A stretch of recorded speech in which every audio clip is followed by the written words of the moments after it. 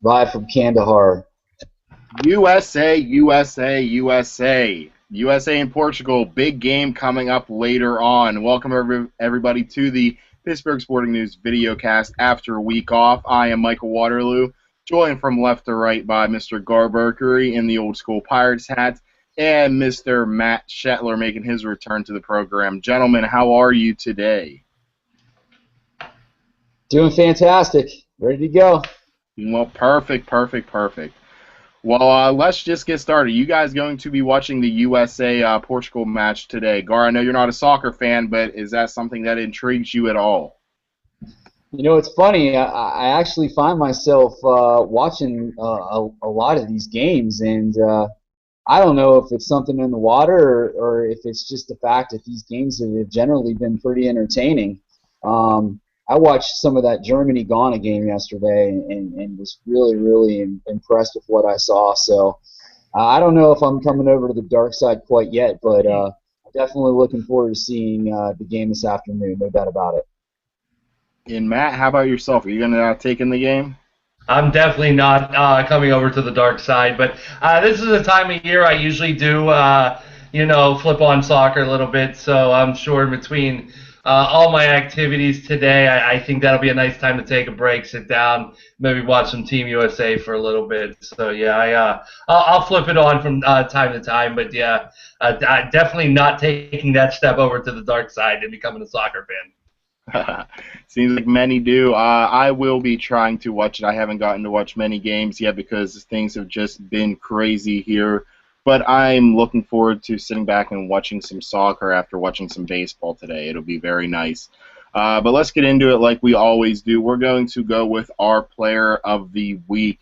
And because we missed last week, I have co-players of the week, and that will be Pittsburgh Power quarterback Tommy Grady, who threw for 334 yards along with 7 touchdowns in a win on Friday night that ensured the Pittsburgh Power would make the playoffs for the very first time. So congrats to him if you're into that kind of thing. And the second player of the week would be Mr. Gregory Polanco, who has just been red hot since being called up from AAA Indianapolis. So congrats to them, and let's get right into the Polanco talk. I've said since before he got called up, this guy's going to struggle. Temper your expectation. This is how rookies are. You can't expect them to come out of the gate hitting like, Andrew McCutcheon or anything. And sure enough, Gregory Polanco has. So what that means to me is within a few weeks, he's due to regress and go through those struggles because no rookie, even Yasiel Puig a year ago, comes right up and just hits like that right out of the gate for good. But Polanco has an 11-game hit streak right now, along with the one home run that was very memorable in the extra inning win over the Miami Marlins. It turned out to be the win. If I had to criticize him at all, and I'm not going to, but that's my job. I try to find little things. Yes, he's hitting 365, 421, and 442, but he only has 2 extra base hits.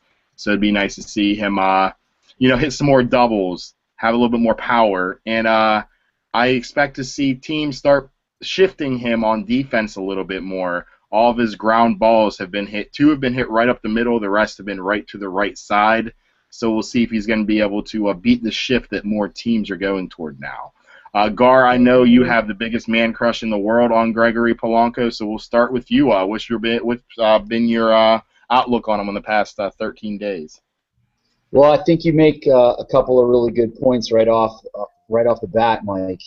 One of the things that's going to be real interesting. He's batting close to 400. He looks like he's playing very similar to the way he was playing in Indianapolis when everybody was clamoring for him for what seemed like 5 years. But one of the points that you make is, can he adjust to teams as they adjust to him? If he gets a hit today, he's already in rarefied air. He's got the most hits for a rookie, along with Roberto Clemente. And anytime you get mentioned with Clemente, you're doing something right. I figured I'd wear my old school Pirates hat as an homage to both of them. But you get right down to it. He's going to have to. You hear a lot about Polanco's ability to hit for in a maturity level that's a lot greater than 21 years old, a rookie. one of the things that he's going to have to learn how to adjust to is what you just said. Teams are going to start playing him to that right side. Is he going to be able to spray the ball over the field? Is he going to be able to work pitches that are going to make it harder for him to do the things he's doing right now? You got to love where he's at. You want to just keep riding that hot hand. He seems like he's having so much fun, and he seems so loose. And you really hope that can continue, because I think that'll go a long way in terms of him being able to stay relatively consistent. And Matt, how impressed with Mr. Polanco have you been so far? Well, I tell you what, I got to cover Polanco the last couple of years at Altoona in Indianapolis for a couple stretches, and I talking to the guy, he just has the very level head, and you could just see the ability coming. You knew he was going to do good, and I even wrote an article about how I thought Gregory would struggle in his initial major league debut, and I said, don't expect this guy to be the savior, but you look at what he's done, and you got to look back to all the talk before. It's like, did they wait too long to bring this kid up? Because he's made an immediate impact and an immediate difference. And I don't care about batting average and all that through 11 games. I just look at the impact he's had. And, you look at that 1, 2, 3 right now at the top of the Pirates order, and look at what they've done collectively, the amount of runs they scored, and they're on base, and they're making things happen. And I think a lot of that is due to Polanco. And, you brought up the shifting. This kid can hit the ball the other way. Some of his hits have come that way. He just seems to be a little pull happy right now, but I think in the long run, this kid's going to be able to spray the ball all over the field. So I'm really not concerned about that. But what I do like is, you brought up the extra base hits. I like that he's patient. He can hit with 2 strikes. He knows to shorten up, and, that's where a lot of the singles are coming. So I think the extra base hits will come too. But right now, this kid is a shot in the arm that the Pirates needed. And like I said, maybe they waited a little too long. And even if he means a difference in 2, 3, 4 more wins through the course of, maybe May and June, you look at where the Pirates could potentially be. But right now, I love the fact that this kid's going to be at the top of the order. He's going to struggle some, just like Michael said, but he's going to make a big impact the rest of the season, and I like the prospects going forward. I do too. He looks outstanding, and he's been so good, in fact, that after I think it's maybe 5 games up, somewhere around that range, Bovada listed him as the favorite to win the National League Rookie of the Year. Now, granted, there aren't a lot of standout rookies right now in the National League, but if you had to think off the top of your head, can you guys think of anybody? I don't want to say more deserving, because there's more people deserving right now that Gregory Polanco has played in 11 games. But well, I'll tell you what. Watching Billy Hamilton this last series, it's pretty hard not to look at Billy Hamilton, who was my pick to the National League Rookie of the Year. I might add. I think he's a guy that you have to look at. I mean, I know he's been a little inconsistent, and we only got to see, at least most Pirates fans only got to see him for a 3-game stretch. But is it a stretch to say that he was as dominant over a 3-game period as a leadoff hitter as we've seen in a long, long time? I mean, he was just wreaking havoc on the bases and single-handedly dominated the Pirates. I mean, it was really something to see. I mean, he certainly would be a guy that looks to be the front runner for National League Rookie of the Year. But Polanco, boy, he's going to be coming on strong, and obviously I hope he can get it done. I'm actually going with Chris Owings right now, shortstop for the Diamondbacks. I know they have Didi Gregorius back up, and he's kind of cutting us some playing time, but they're working him in the outfield, trying to get him some work as well. A guy who, mind you, I'd love to see in Pittsburgh if possible, but that's for another podcast, probably in about 3 weeks for the trade deadline.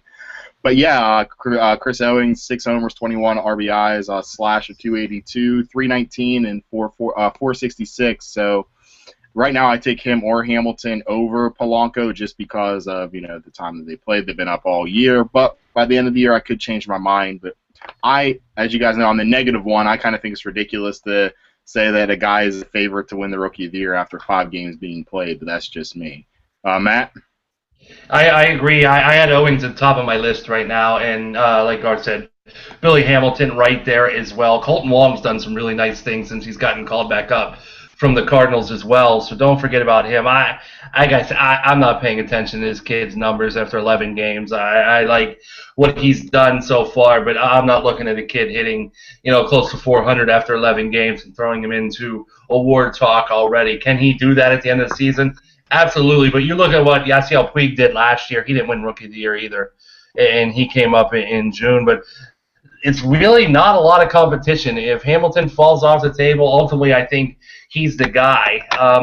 Why not Polanco? I think almost if the Pirates make a wild card, make the playoffs, I think that's the way Gregory Polanco gets his name thrown into that mix. But he's going to have to be pretty special the rest of the season to win Rookie of the Year. And so far, what we've seen, he can do that. But I also think he is going to struggle sometimes. So wide open race. To me, it's going to end up being between Hamilton and probably Polanco. And we'll just probably see which team finishes better in the standings. Probably what it's going to come down to. Let's stick with the Pirates talk a little bit. Since Polanco has gotten called up, it seems like Starling Marte and Andrew McCutchen have elevated their games to give that dream outfield Pittsburgh has wanted. Granted, Andrew McCutchen's been in a 6-for-20 slump, I believe, so the talk of the hot June really should have been last week instead of right now, but hey, we weren't here because I was off doing other things. So McCutchen has been red hot for most part during this month, especially last week. He was scorching. Marte has played red hot, but he's off for the rest of the weekend as he attends a personal matter in the Dominican Republic. So let's talk about that outfield. Off the top of your head, guys, can you think of an outfield that can be potentially better than the Pirates can be? I'm not going to say they're the best right now, but is there an outfield out there that you can think that tops them? Matt? Right now, long term, probably not. There's some good outfields out there with potential, but you look at what this outfield can potentially do from a defensive aspect. I think they could probably be the best defensive outfield in baseball. You got 3 center fielders roaming PNC Park. 2 of them have very good arms, and I think that's where Andrew McCutchen lacks at times as well. But, I mean, to be able to throw from right field and from left field, not too many teams can offer that up. They're going to be able to get on base at probably a higher clip than any outfield out there in baseball. While they might not have as much power, this team's just going to be with their speed, defensive ability, the way they can hit in clutch situations. I just think this outfield can be, the sky's the limit to me of how good they can be long term. So right now, I really don't see many that can be as good as this Pirates outfield. And that's assuming that Gregory Polanco lives up to the hype, which, 11 games so far, it looks like he may. Starling Marte stays hot in number 2 spot, which right now I think is ideal for him. And Andrew McCutchen can, you talk about his hot June. July could even be better because he hasn't had that many guys on base. And now you got Polanco and Marte, which just seem to be on base all the time. This guy's just going to have RBI opportunity after RBI opportunity. And, McCutchen comes through in those situations. So I look forward to this outfield doing some great things, not only the rest of this season, but for the, next 4, 5, 6 seasons, hopefully all here in Pittsburgh. Boy, it's hard to follow that up. Matt hit it out of the park there in terms of the evaluation of the outfield. But both of you know that I'm bullish on both Marte and Polanco. I have been all along. I think that they both could end up being great outfielders. Matt makes a great point about their ability to throw from the corners, which is something that you just don't see consistently in baseball. The other thing. Matt brings up, the opportunities that McCutchen's going to have, and I don't want to go too far off of the question, but, I almost feel like, particularly with, the way that Harrison's been playing, you may want to even consider putting Marte, Harrison, and Polanco in those 1, 2, 3 spots and put McCutchen in that 4 hole. I know that, you want your best hitter in that 2 or 3 spot, but you know what? When you have these guys on base as much as they are, and you know that McCutchen's going to be able to deliver, it just seems to make sense to have your best producer playing in that 4 hole. I don't know what you guys think about that, but it's been something that's been kind of on my mind as I watch Harrison going crazy and with no signs of stopping. I would have to see Josh Harrison play this way for the rest of the year before I consider that, because Josh Harrison's not a good baseball player. I don't know. Not at all. I don't know what he's been drinking. I don't know what's in the water where he lives in Cincinnati. I don't know what is going on this past month, but he is not a good baseball player. But I'm with you in the fact, Gar, you have to keep him in that lineup. You have to ride him while he's hot. I'm all for platooning him with Pedro Alvarez once Neil Walker gets back.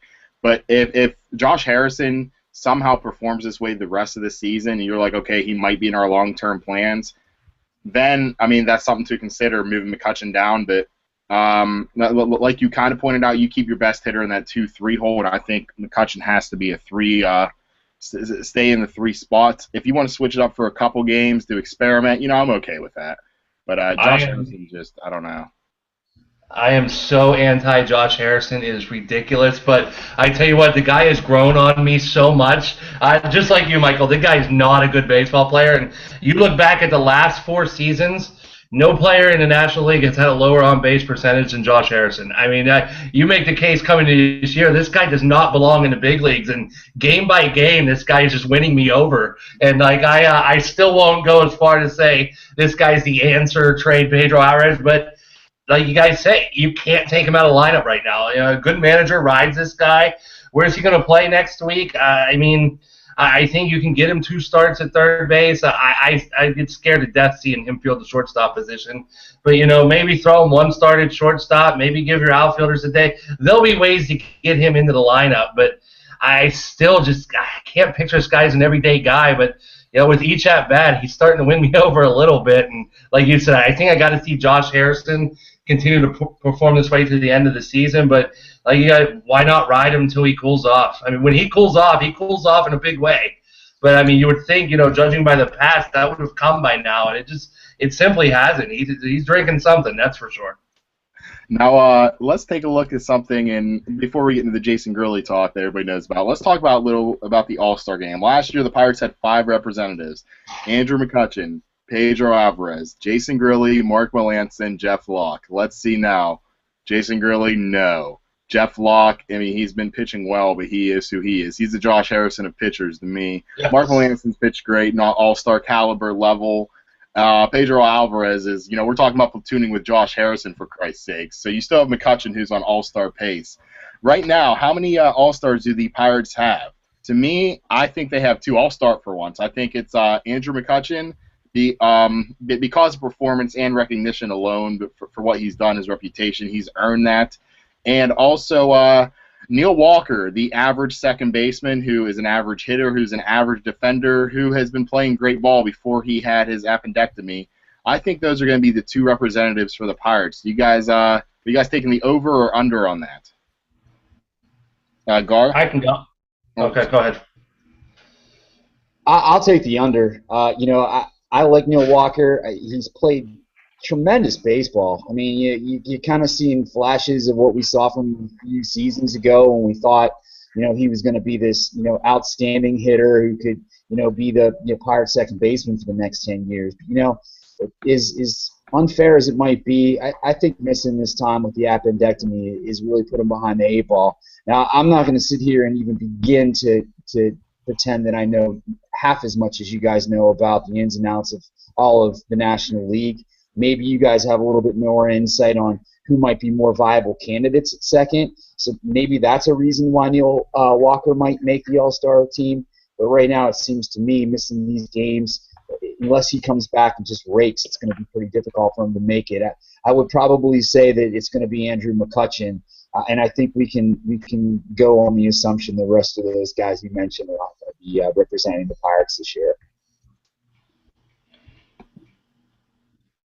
I like you, Michael. I feel the Pirates should have 2 All-Stars. One of them is not Neil Walker in my mind. I think Neil Walker is an average player, not an All-Star player. I think Tony Watson deserves to make the All-Star team. I think Tony Watson's been lights out this year, other than 1 game here in Miami, but he's not going to make the All-Star team. Very rarely, unless people drop out, starting pitchers drop out after teams announced, then you might see Tony Watson get the nod. Yeah, I'm not a fan of Neil Walker making the All-Star. I just think he's just a completely average player, having a very good year.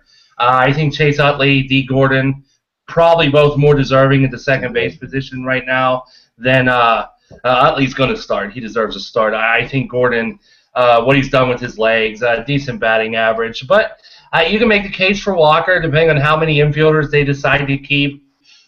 He could make it. But I think the Pirates, end up with 2 by the time the game comes. I'm really torn between Watson and Walker, but I think right now, if I had to pick one, I'd lean towards Tony Watson. I would too. I just think I'm with you. I just don't think he has a chance to make it because it's so hard to get in as a setup man, let alone a middle reliever. What he's been the 7th inning guy this year, now the 8th inning guy. But like we've seen in the past, you see once the team's announced, you see starting pitchers drop out because they don't want to be used if they have their starts come up. If anything, that's when you'll see a guy like Watson added to the team, if he does. But I don't see the Pirates getting 3. If Walker makes a team, Watson doesn't have a chance. But if I had to pick 2, it would be Watson and McCutchen. Yeah, I think Watson has 5 wins this year too, which is a pretty nice number for a 7th, 8th inning guy. I mean, I know it's just kind of a little stat in all of this, but maybe he gets a couple of more wins here along the way, and with Hurdle being on the All-Star staff, maybe he kind of pushes and prods a little bit, and they decide to maybe give him the nod. I think it's a great point by Matt. Watson probably is the most deserving after McCutchen, to be perfectly honest. He's been just absolutely lights out with the exception of one game against Miami. I'd love to see Watson there. He's the guy I wanted closing from the beginning. If you want to talk about having a set closer, but other second basemen that you could see, Chase Utley, Daniel Murphy, D. Gordon definitely with his wheels, and Anthony Rendon probably the only other ones you can probably make a case for. But if Pokey Reese was still playing, he would definitely be my all-star pick because he's the greatest player to ever play the game of baseball. I still keep this on my office every day. Love Pokey Reese. But yeah, let's talk about the closer situation a little bit. Jason Grilli is out signing his book right now instead of warming up in the bullpen to maybe be used today against Chicago, because that's what Jason Grilli does nowadays, trying to look for ways to get money after the Pirates decide they're going to cut him. But he is out as the closer. Mark Melancon is in. Tony Watson, the 8th inning man. Is there any way Grilli gets his job back? Because we know Clint Hurdle is faithful. He's very loyal to his players. Even though as a manager, that's how you can lose a clubhouse. I think that, I'll see what you guys think first, because I have 2 different takes on this, and you guys might lean me one way or the other. So, Matt, we'll go ahead and start with you. I have 2 different takes on this too. One's nice, one's not so nice. But we'll go with, I think eventually he will, just for amusing you. Clint Hurdle's low, and I think Mark Melancon's going to get lit up in the 9th inning at times, especially the way he hangs on the outside corner of the plate, and teams just have taken him the other way with success, and he just does not tend to adjust enough. I like Mark Melancon a lot, but one-run game, you get that first guy on, another single to right, next thing you know, there's no outs, guys on first and third, and that's the recipe for Mark Melancon pitching in the 9th inning. I, for one, would use a closer by committee with Tony Watson in there, Mark Melancon. It's one thing I don't like about Clint Hurdle. He doesn't play matchups well with his bullpen guys. It's always one whole inning. I like guys that use the lefty-lefty approach and the righty-righty approach, and Clint Hurdle is this guy pitches the 7th inning approach, and this guy pitches the 8th inning, and this guy pitches the 9th inning, and I just am not a fan of that. I came into the season, and the Pirates' bullpen has been a weapon the last 3 years, and I was really worried about Jason Grilli pitching 9th inning, Mark Melancon. I just did not have total confidence in those guys, and you see what's happened, and I think you got to figure some things out. I think eventually you're going to see a bullpen arm added around the trade deadline, see what they do there. But if Mark Melancon can lock down saves, Grilli doesn't get his job back. If he struggles, I think ultimately the Pirates are going to struggle, be out of it, and I think you'll see Grilli pitch in the 9th inning by the end of the year. As long as they're in the race, though, I don't see Grilli pitching in high-leverage situations for a long time. First thing right off the bat, Michael, when the Pirates acquired Pokey Reese back in the day, I was so excited. I am with you. I thought Pokey Reese was going to be a star for the Pirates. Never really kind of materialized. Matt makes a great point about the committee. I think, Michael, we actually talked about this a few shows back about the possibility of going with some type of committee, and not only Major League Baseball in general's aversion to doing that, but Clint Hurdle's aversion to doing it. Matt makes another great point about, Hurdle just doesn't do a very good job with the matchups, and that's really frustrating. And when you really aren't so sure whether or not Melanson, really whoever is going to be able to hold the job down, I think it's something that you really need to consider.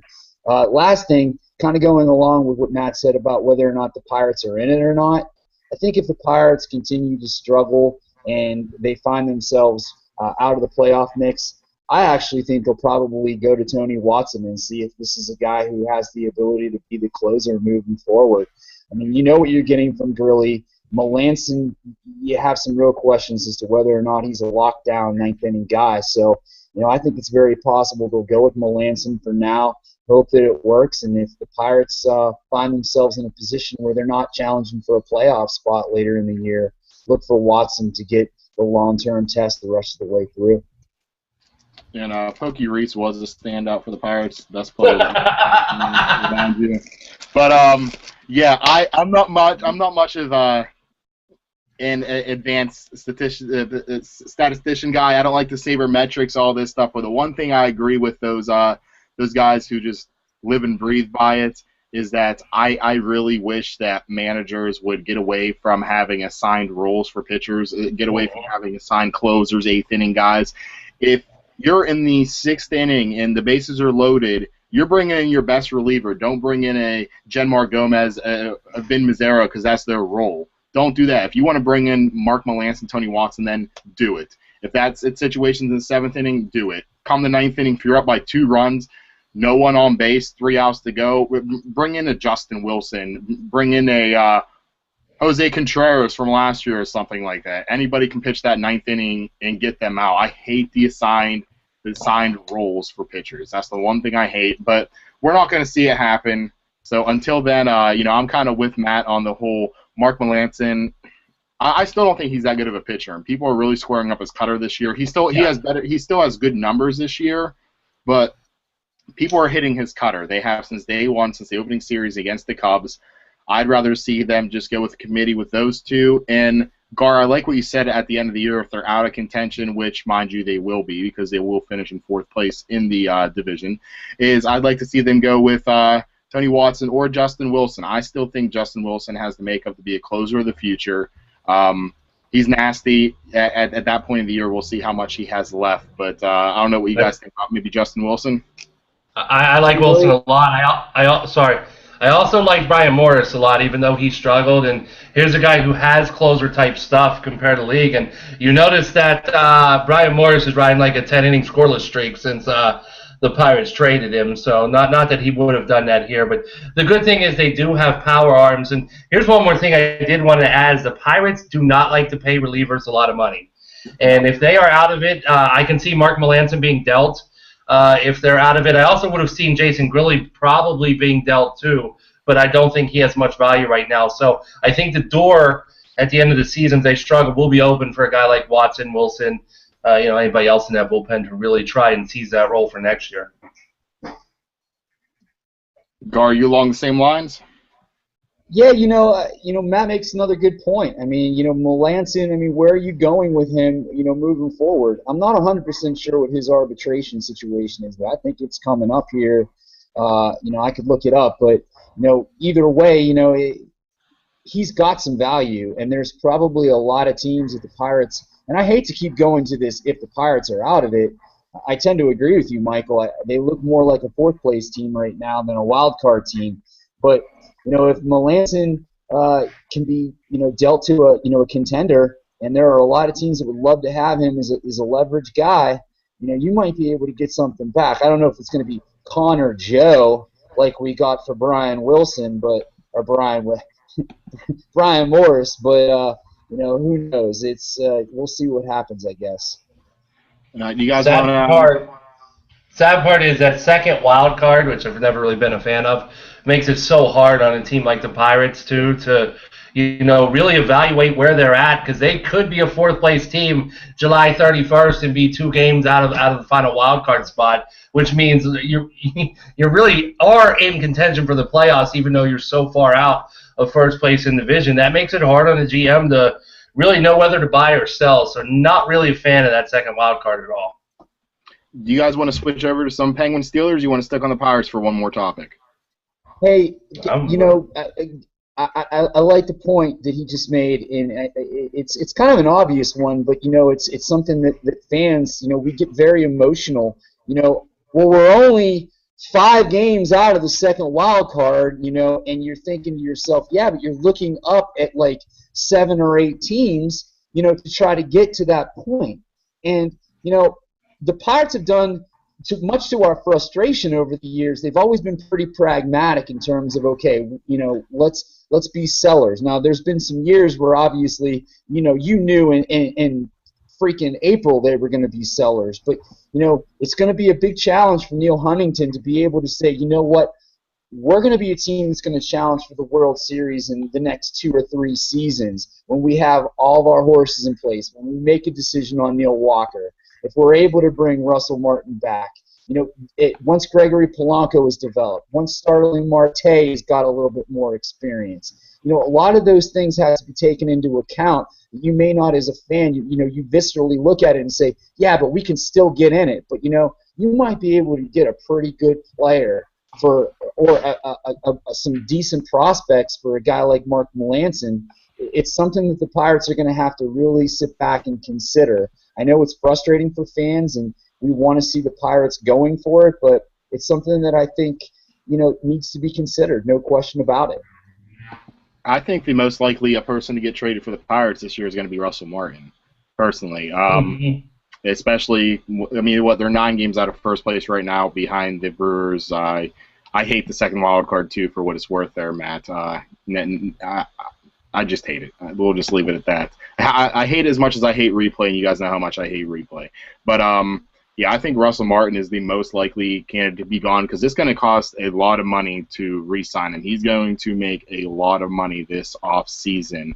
So I think you're going to see Chris Stewart and Tony Sanchez get the bulk of the catching time to show that he's the man for the job, which I love Tony Sanchez. I just don't think he is. So, but Here.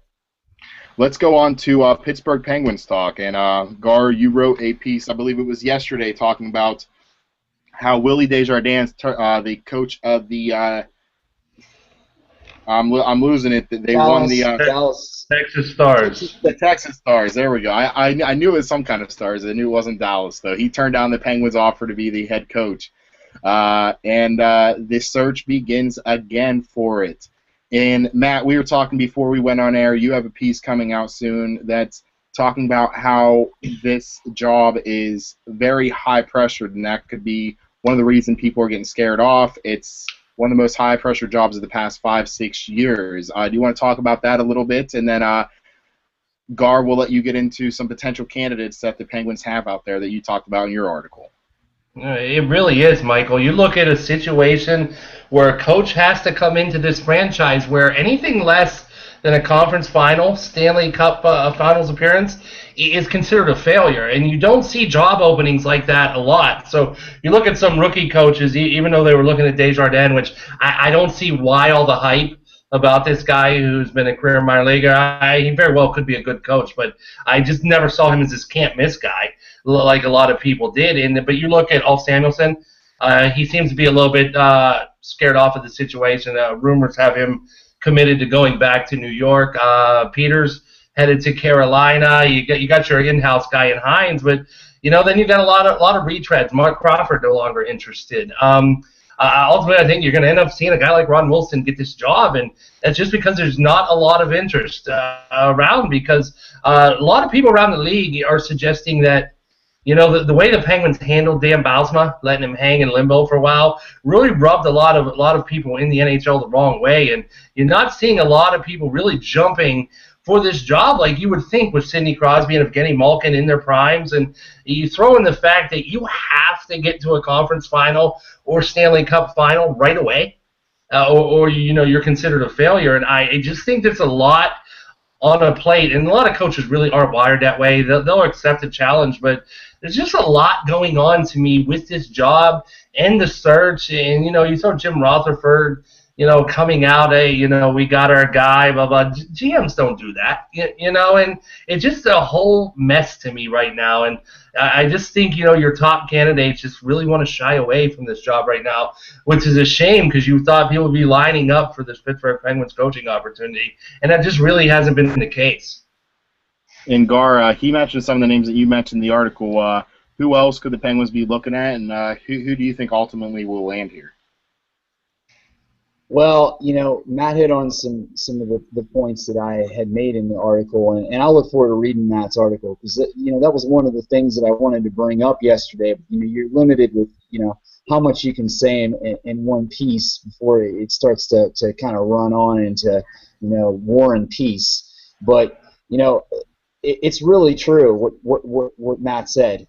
I think there's a lot of candidates out there that are really nervous to go to Pittsburgh because it's really true. I mean, look what happened the last couple of years, and I don't want to get into whether or not Bilesman should have been fired. It's a done deal, and we've crossed that bridge. But the fact of the matter is, he made it to the conference finals one year, got to the third round the second, and he's gone. And his record was pretty solid, and he's got a Stanley Cup championship to his resume. So that does have to scare the hell out of particularly some 57-year-old AHL coach who really doesn't have a lot of credentials beyond being very successful in the AHL level and below. So, I mean, that's got to scare the hell out of people. As far as, who might be the most viable candidate, I agree with Matt, and I don't want to agree with Matt, but I'm really afraid that they're going to go the Ron Wilson, Mark Crawford approach, and they're retreads. I mean, Crawford's coached 4 different places, Wilson's coached 5 different places, and there's been some hits, but there's been a lot of misses. And okay, maybe you're bringing in a guy who's been there and done that and can bring in discipline and blah blah blah, but the fact of the matter is these are guys that have failed in the past. Where are you really going with these guys? What formula did they have that is going to work that didn't work in Vancouver, that didn't work in Toronto, that didn't work in Los Angeles? I mean, it makes you wonder.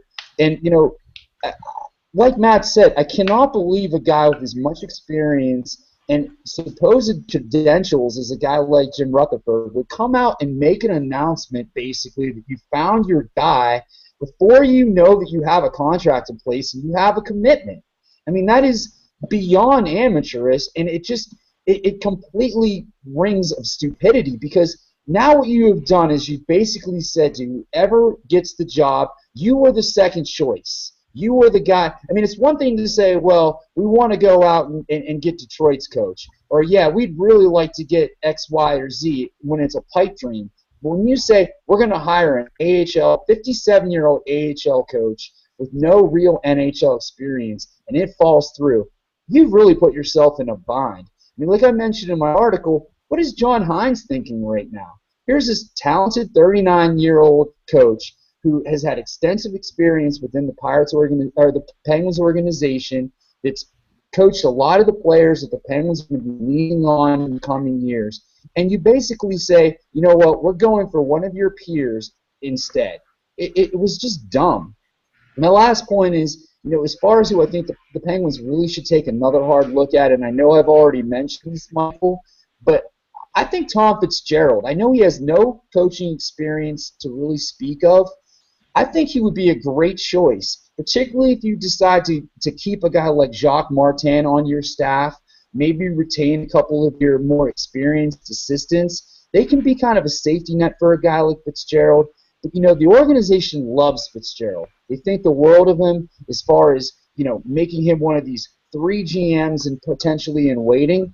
Why not go with a guy like Fitzgerald? He seems to fit the criteria of a guy that really is driven, that Bill Guerin and Jason Botterill get along with.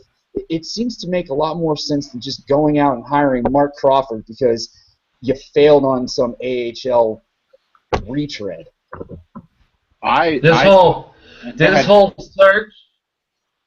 whole search reminds me of a scene in Major League where they call Lou Brown in the office, like, how would you like a chance to manage in the big league? I don't know. Yeah, I just has that kind of feel to it. And, I'm no fan of Mark Crawford, but when a guy like Crawford, who's won a Stanley Cup before, would announce that he would rather go back to coaching in Switzerland than coach Sidney Crosby and Kenny Malkin, I just think it says a little bit about what's going on behind the scenes. And, I just think it's going to be an interesting couple of weeks. You have the draft coming up, you have free agency coming up, and you just can't seem to get nowhere with a coaching search that, includes the opportunity to coach the best player, maybe the top 2 players in the world. And I just think this is something that should have been a slam dunk with whoever you wanted, and it just seems to be turning into a circus. So it's just going to be an interesting couple of weeks.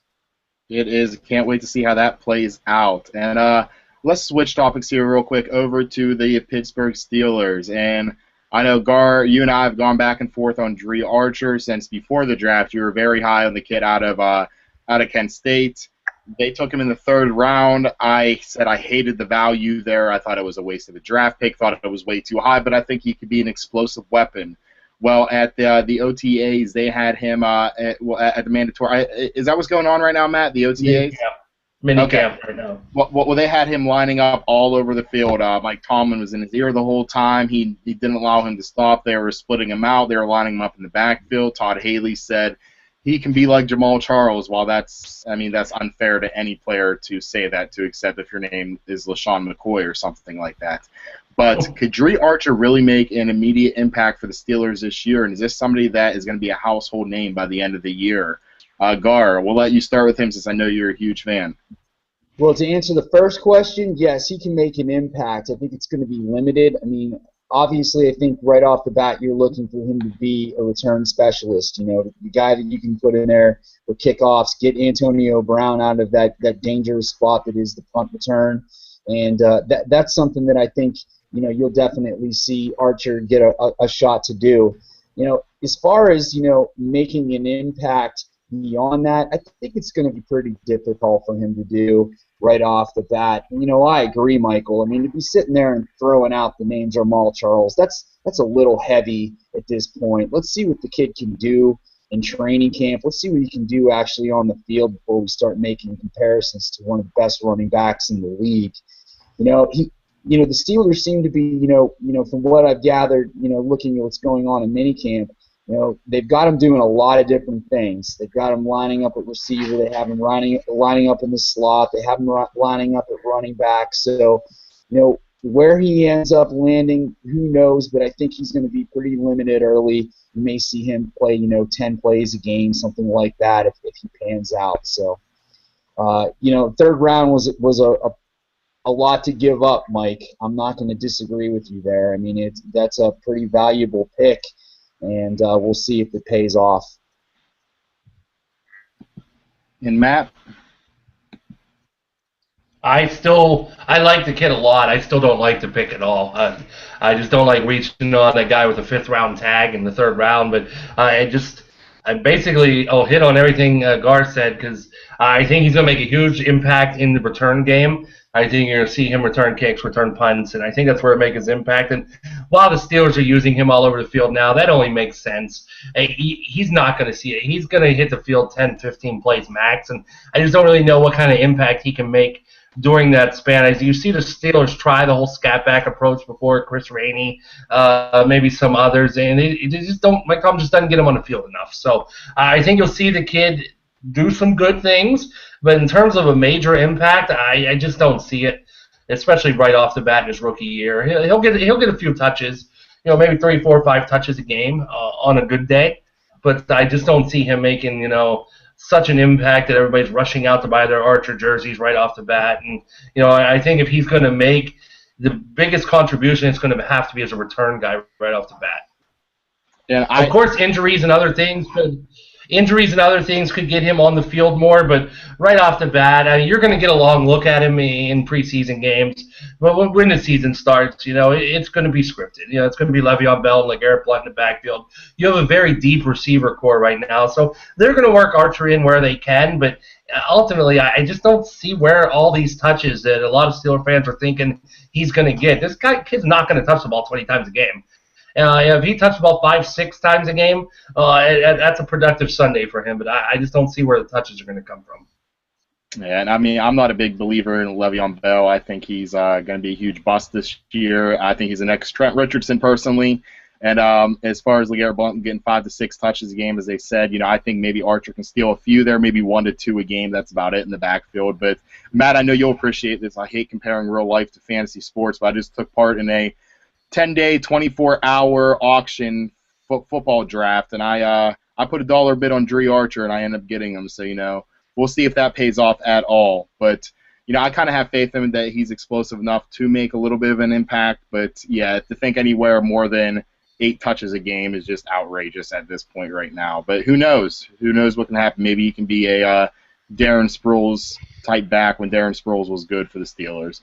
So and I think ultimately that's along the lines what the Steelers are looking at. I just don't see that coming in his rookie year. And a dollar on Archer is probably better value than they get in the taking him in the third round of the NHL draft. So that's good thinking there. But no, I ultimately think the kid has talent and he can be a Darren Sproles type of back. But I also think it's going to be a challenge on Todd Haley to figure out how to use him correctly. And I just don't think that's going to come during his rookie year. I think he's just going to have to get acclimated to the NFL game, see where he stands during his sophomore year, and then they probably get him more involved then. But, if the kid makes plays right off the bat, he has the chance to do something. But like I said, I just don't see where the opportunity is going to come from.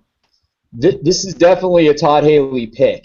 There's been some criticism of Todd Haley the last couple of years, and, not everybody says that he plays well with others, and I can see a scenario where he was pounding on a desk, whining and complaining, that, I want Dre Archer in the third round. Let me have him. Let me have him. I mean, I could see that happening, but, he's tying his wagon to a player like this. There's a lot of teams that are trying to find the next Darren Sproles, and whether or not he can be that player may be significant in terms of where Todd Haley fits in the bigger picture, because don't be surprised if the Steelers do struggle or guys like Archer don't make it. A guy like Mike Munchak could easily slide in to be that offensive coordinator very easily.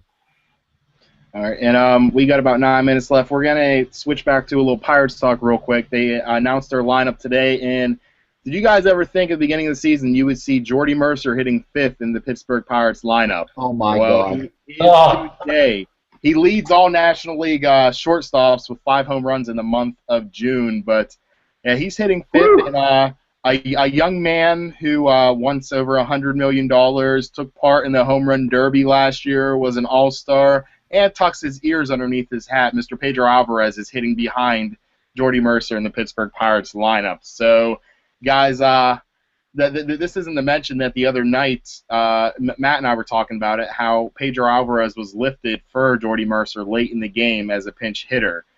What is it going to take to get Pedro Alvarez to turn into the player? I mean, we know his average is always going to be bad, but where's the home runs? What's it going to take to turn Pedro Alvarez around? Very simple to me, and that's just go out and be yourself. I think the shift is into his head. I know he's commented sometimes he sees 100 people out there when he looks to right field. And I think the approach, while I liked it early, trying to hit the ball the other way, you know what? Go out there, be yourself, pull the ball to right field, and knock some balls out. If you look at his home run chart, I think only 2 this year are to right field. And basically, he should be golden for that short porch in right field. So, you know what? If I could care less how many times he strikes out. And strikeouts are down. The walks are up. I'm fine with that. But in the meantime, I think he's getting away from being himself. And I just go out there and mash. You know, and I don't care if you strike out 3 times in a game if you hit one 440 feet into the river. That's just what I think Pedro Alvarez is. And I think maybe it's the Pirates, maybe it's Pedro himself. I think they're getting away from him just being himself and going out and doing what he does, because this guy can still carry an offense. And, I mean, we've talked about Josh Harrison splitting time with Pedro Alvarez. I just don't, you know, even though he's struggling, I don't think you can take Pedro's power potential out of the lineup. I think you're going to see Clint Hurdle stick with Alvarez just for that fact. And I really do think it's going to be a struggle maybe to find Harrison a spot, but we'll see how that plays out. But as for Alvarez, just go out there and mash. hit the ball hard somewhere. The weak ground balls to second base with guys on base. You know what? Go out there and try and hit the ball to the fence. And you hate to tell a hitter that, but that's who Pedro Alvarez is. And I think that's the only way he gets out of this funk. I mean, even though he hasn't been hitting the ball over the fence, his average was up to almost 240 last week. He has been getting some hits, but they haven't been impactful hits. He's left a small village on the base paths, and that's the part that has to stop. I think the missed RBI chances are more frustrating than not hitting the ball at the ballpark. But, man, go out there and mash. Just be yourself. That's where I think Pedro figures it out. Spot on, Matt. I couldn't agree more. I was one of these people pissing and moaning last year about, he strikes out too much. He needs to be more disciplined at the plate. It's not working. He needs to swing away. He needs to be the Pedro Alvarez that's just going to go for broke. And, he's going to hit some balls out of the ballpark. He's going to produce if he does that. I've come to the conclusion that, the pipe dream that I used to talk about, 2 years ago, that this guy could be a 270 hitter, it's not going to happen. If you're lucky, he's going to be more of a 250 hitter. But you know what? If he starts swinging away, maybe he can approach 40 home runs again in his career. That's what the Pirates need. Because otherwise, I will say this. You could take his power bat out of the lineup if you really decide you want to do that. I mean, the Cardinals won last year with not a lot of power in their lineup, at least not a lot of production power-wise. But, they also batted like 8,000 with runners in scoring position last year. It was like unreal what they did. But, if you want to go small ball, that's fine. I mean, they seem to have some guys, again, like I had said earlier in the show, that have the ability to get on base. But you know what? He's just picking and trying way too hard, and he's thinking way too hard.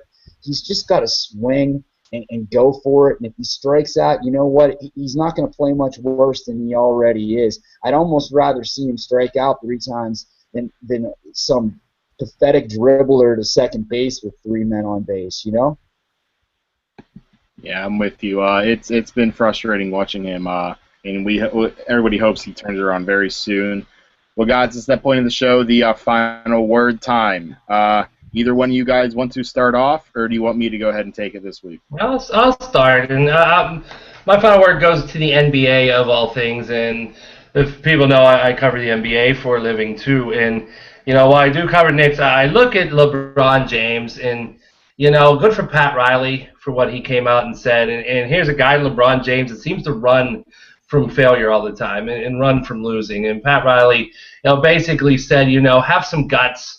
Because LeBron James can, opt out of his contract as well here this week. Pat Riley basically said, have some guts. Don't run away from losing. Stick around. And I dislike the Miami Heat as a fan, but I just get tired of these guys, just jumping and forming their super teams. And, their big 4s, their big 5s, their big 12s, whatever. And, it's really getting out of hand. So I'd like to see some of these guys stay put, do what they've been doing. And, every time you lose a title, you just can't switch teams and go play basketball with your buddies. It's not supposed to be that way. So I'd like to see the NBA try to sign. I mean, you can't fix it. Guys are taking less money. But, I don't think it shows a great example that every time you lose, you got to run away from failure and switch and change. So, good for Pat Riley. Hopefully his message gets across not only to LeBron James, but some of these other guys. Have some guts. And instead of running away from losing, let's try and practice and get better and, come back the next year and hope it doesn't happen. But, all this, opting out, opting in, Big 12s, whatever, it's getting to be a mockery of what is a very good game in the NBA. So it's going to be an interesting couple months here when NBA free agency starts. I agree with you there, Matt, but I tell you what, LeBron James looked pretty good with Jabari Parker and the young point guard over in Cleveland, don't you think?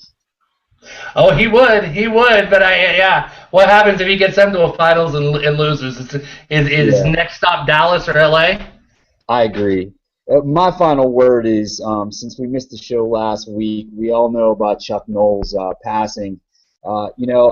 There was a lot of talk last week about the behavior or the lack of whatever you want to call it with Terry Bradshaw. And I just wanted to say that, I think Terry Bradshaw made a huge mistake. really not showing a lot of regard for Noel's passing. He seemed awfully flippant about the whole situation, and he really, really made himself look like an ass. And it's a real shame because he's had some issues with the city and his embraceability, I guess, as you could say, as a former Steeler great. And I just thought, his inability to show a little bit of humility and some class through all that, it really was the final straw, I think, for a lot of Pittsburgh fans. And I think it's a crying shame that he allowed that to happen. All right, and mine is a little three-part rant that I want here, and of course I'm gonna touch on some NBA too. I never thought we'd have NBA this much on the show, but any team that drafts Joel Embiid before in the top 6 or even the top 10 is just idiotic. I can see actually the Cavaliers or Sixers doing something like that, but he just had 2 screws inserted into his navicular bone. And stay away from Embiid. It's a shame for him. He's a great player, but we've seen this time and time again with big guys. Second is NBA. Is it just me, or every year after a team drafts somebody, they trade them in the next year? There's no commitment to guys. There's no commitment to developing guys. The Sixers are talking about trading Michael Carter-Williams. That's just the latest thing. NBA teams will not let guys develop. They will not give them a chance. They just get rid of them the next year. It seems that way to me. Maybe it's just outsider looking in. In third, Mayor Bill Peduto just sent out a tweet saying, sending out statement on yesterday's concert on North Shore, Public Works and Public Safety response and need for accountability from promoter. It is pathetic that I'm 3,000 miles away. I wake up, not hear it from the local news in Pittsburgh, but hear it from Deadspin and hear it from a national news source on TV about the mess and just the way Pittsburgh people are during concerts. It's pathetic. You did it last year during Chesney, did it this year during Luke Bryan. I'm not going to separate the rap, the country, the rock, all that. Just clean up after yourselves, and I really hope next year they don't allow any concerts to come to Pittsburgh. It's pathetic that they have to be your babysitters. Clean up after yourself. You're a disgrace. Oh, thank you. So that's the end of our show today. Matt has some gardening to do. I have some baseball and soccer to watch. And Gar, I don't know what you have planned. I'm assuming it's going to include a couple. Pirates recap, baby. Let's go. All right, he's on it. Be on the lookout for that. We also have our Player of the Week article coming up very shortly on Pittsburgh Sporting News. So for Gar Mercury, Matt Shetler, I'm Mike Waterloo. Take care, guys. Have a good one.